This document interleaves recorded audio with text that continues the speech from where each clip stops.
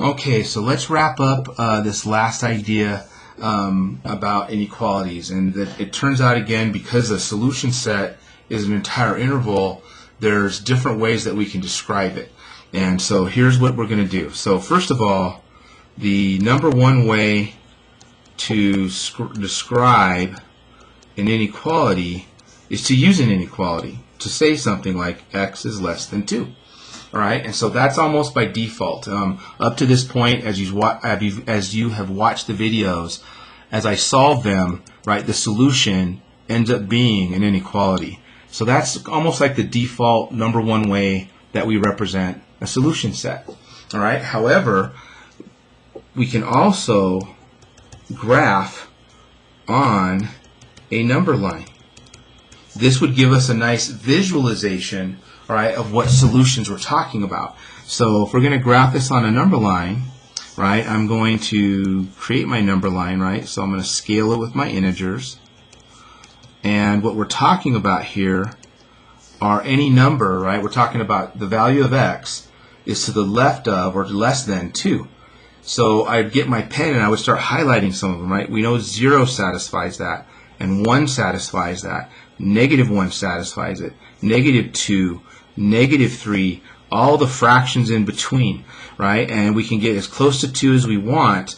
What we'll do at 2, since I'm not allowed to be equal to 2, we'll use an open circle, right? That open circle tells me that 2 serves as a boundary, but it's not equal to, it's not actually in the interval. It's like almost walking up to a fence but not getting on the fence. It's a boundary.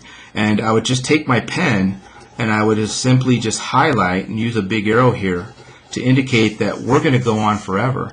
So x is less than 2. Visually, we're talking about all the values of x that sit to the left of 2. So everything in here solves that inequality. So as I told you, it's a pretty big set. There's a lot of solutions in there.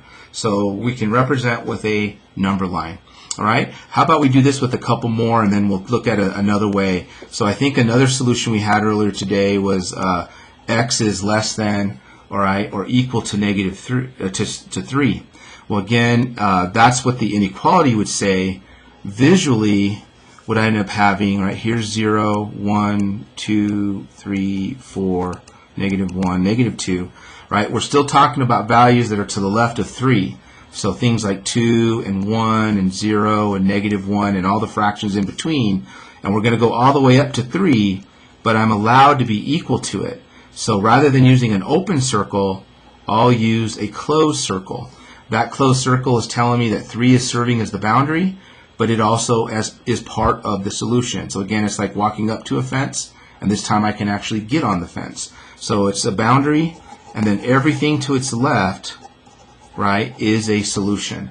So there is one big difference between a strict inequality, the boundary is an open circle, or not a strict inequality, I'm allowed to be equal to, where we have a closed circle to represent our solution. Okay, so inequality and graphing on a number line, two different ways to represent our solution set to an inequality. A third way is what we call interval notation. Okay, so before I go show you the interval notation here, let me just give you some of the nuances. When I'm using interval notation, what we first have to do is figure out what's my left bound. So again, a picture is really going to help us out here. And then I'm going to have to figure out what's my right bound. So when we're doing interval notation, the first thing I need to do is figure out, well, what bounds the set to the left and what bounds it to the right. And then there's something else more to it, but let's go try this first. So when I look at this set, what seems to be bounding it to the left, well, it's not bounded, right? This is going towards negative infinity. So negative infinity would be technically our left bound. What bounds this set to the right? Well, we're talking about all numbers coming up to 2. So negative infinity would serve as a left-hand bound, and 2 would serve as a right-hand bound. For this set, again, when we look to the left, it's not bounded. It goes on forever. So it's going to go to negative infinity. What's bounding it to the right? Well, it's bounded by the number 3. All right, so when you're going to do interval notation, the first thing you need to do is talk about left bound and right bound. Okay, the next thing you need to do is talk about, do I have open parentheses or do I have brackets.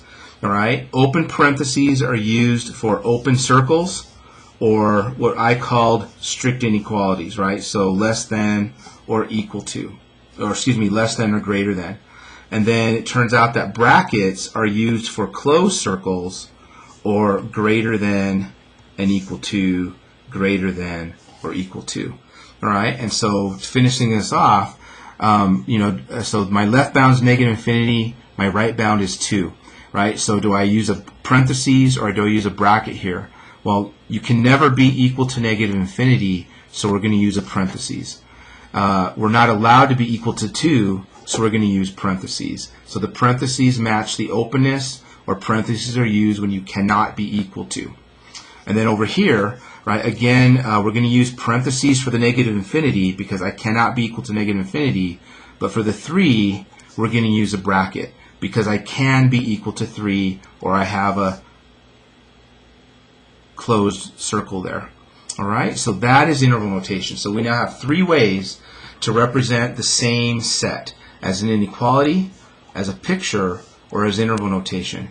As you guys move through your math careers, right, the interval notation is going to be the big one. In 120, in Math 150, calculus, the interval notation is huge. All right, and then it turns out that there's actually a 4th way. It's called set builder notation. Okay, and what set builder notation looks like, before we go talk about it over here, you're looking at set builder notation because you'll see these 3 little symbols. All right, those 3 symbols together literally translates to the set of all x such that. Okay, so those 3 symbols to a mathematician are saying the set of all x values, and that straight up and down line is such that. It's not absolute value because there's not another straight up and down line. It's just one singular. So these 3 things together translate to the set of all x such that, and then what I basically have to do is give you some property. What property do all these x values satisfy? All right, and so looking over here, here's the inequality, here's the graph, here's the interval notation, and here would be the set builder notation. I'm talking about the set of all x such that x is less than 2. So it's almost overkill, right? It's basically a rehash of the inequality that we had. Over here, it would be the set of all x such that x is less than or equal to 3. Okay, so we now have 4 different ways to represent a solution set to an inequality. The default way is an inequality itself. We can graph it and visualize it. We can write it as an interval notation, or we can use set builder notation. These 3 up there are the big 3 that I'm going to be testing you on. That, just be familiar, you'll probably have to use it in the textbook. The textbook, for some reason, really likes set builder notation. But here's our big 3, all right? And the next video, what we'll do is we'll keep playing around with these.